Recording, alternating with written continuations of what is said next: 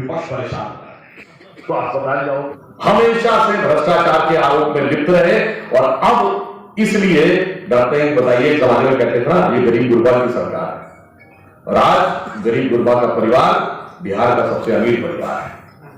यह भी एक महत्वपूर्ण बात है कि जो गरीब की बात करते हैं उन्हीं के नेता सबसे तेजी से सैकड़ों करोड़ की संपत्ति अर्जित करते हुए नजर आते हैं। बिहार की प्रबुद्ध जनता को यह भी समझना चाहिए कि सामाजिक न्याय का अर्थ कहीं पारिवारिक आय ही तो नहीं कि चूरन है सामाजिक न्याय का और बढ़ाना है अपनी पारिवारिक आय।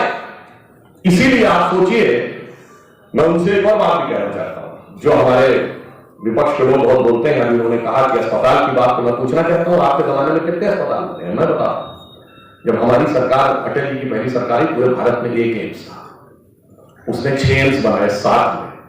अब मोदी जी की सरकार, उसके बाद मनमोहन सिंह जी सरकार ने 2 एम्स ऐड किए और मोदी जी सरकार ने 14 एम्स ऐड किए। तो जाना पड़ता है। हम सब ने अंग्रेजी की वो कहावत सुनी होगी, wealth is lost, nothing is lost, if health is lost, something is lost, if character is lost, everything is lost. और ना तो साहब, वेल्थ के चक्कर में लोग ज्यादा पड़े हुए हैं। जमीन अमीन घर पर खाना हो जाने क्या क्या हुआ है, चारा से लेकर जमीन तक वेल्थ के ऊपर हेल्थ है। तो अस्पताल सामान्य स्थिति से ऊपर है और मंदिर वो है जहां कैरेक्टर बनता है। इसीलिए तुलसीदास ने रामचरितमानस कहा, राम के चरित्र बनना। फिर भी मैं, अगर उनको फिर भी है तो मैं एक प्रश्न पूछना चाहता हूं और जो मैं पत्रकार महोदय से कहूंगा अवश्य पूछिएगा उनसे कि अगर वो ये मानते हैं कि प्रार्थना और धार्मिक भावना से ऊपर अस्पताल की स्थिति है, तो हकीकत तो यह है कि उनके गठबंधन वाले तो मानते हैं कि धार्मिक भावना अस्पताल से ऊपर है। मदर टेरेसा को सेंटहुड इस आधार पर मिला कि उनकी आत्मा ने 2 लोगों को बगैर किसी अस्पताल में इलाज कराए हुए प्रार्थना के द्वारा उनकी बीमारी ठीक कर दी, इसलिए उनको सेंटहुड मिला। अब मैं पूछना चाहूंगा माननीय तेजस्वी जी, माननीय शिक्षा मंत्री जी, कृपया आप बोलेंगे कि यहां पे अस्पताल ऊपर है, प्रार्थना ऊपर है? मेरा दावा है, प्रश्न अगर कोई पत्रकार पूछ लेगा तो तेजस्वी जी मिस्टेक होने लगेंगे, चंद्रशेखर जी चक्कर खाने लगेंगे और फतेह भैया के हाथ के तोते होने लगेंगे। हमारी संस्कृति गलत, सब कुछ तुम्हारा बुराई बुरा। That is stage of demoralisation. 15 से 20 साल, 15 से 20 साल क्यों? एक पीढ़ी इस 15 से 20 साल में प्राइमरी स्कूल से यूनिवर्सिटी पहुंच जाती है। फिर वो कहता है जब हम इसमें सफल हो जाएंगे तो दूसरी स्टेज आती है, स्टेज ऑफ डिस्टेबलाइजेशन।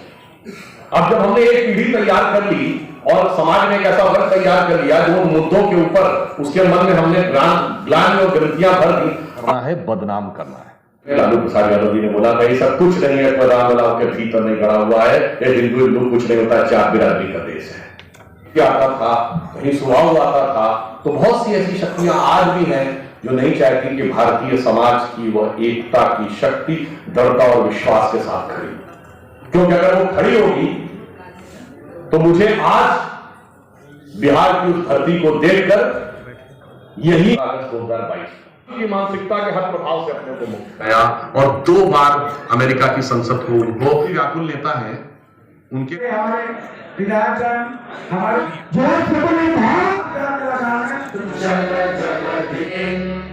पूछना चाहिए कि बिहार के अंदर बीजेपी के किस नेता को मिला है। मैं तो 13 करोड़ परिवार को दे रहा हूँ, उसमें उनके परिवार को भी दे रहा हूँ। ये 13 करोड़ परिवार में ये भी आते हैं, उनको भी दे रहा हूँ। बीजेपी नेता का निमंत्रण उन्हीं को मिला है जिन्होंने राम जन्मभूमि में उत्कृष्ट काम किया है। अब जैसे आप नरेंद्र मोदी की बात लोग करते हैं, आपको याद है जब अडवाणी जी की रथ यात्रा निकला था तो उसके सारे संयोजकत्व नरेंद्र मोदी जी का था। और नरेंद्र जी उसी दिन से संकल्प लिए थे कि जब राम जन्मभूमि पर भगवान मुक्त नहीं होते हैं तब तक हम अयोध्या में पैर नहीं रखेंगे। जब मुक्त हो गए तो भूमि पूजन के लिए पहली बार अयोध्या आए थे। हमारे सुधांशु त्रिवेदी जो राष्ट्रीय प्रवक्ता हैं, इनका सुनना लोगों को, और ये लाइव था, सारे बहुत हजारों हजार लाखों लोग सुने होंगे। ये नरेंद्र मोदी जी का जो सपना है वही हमारे सपनों का भारत है।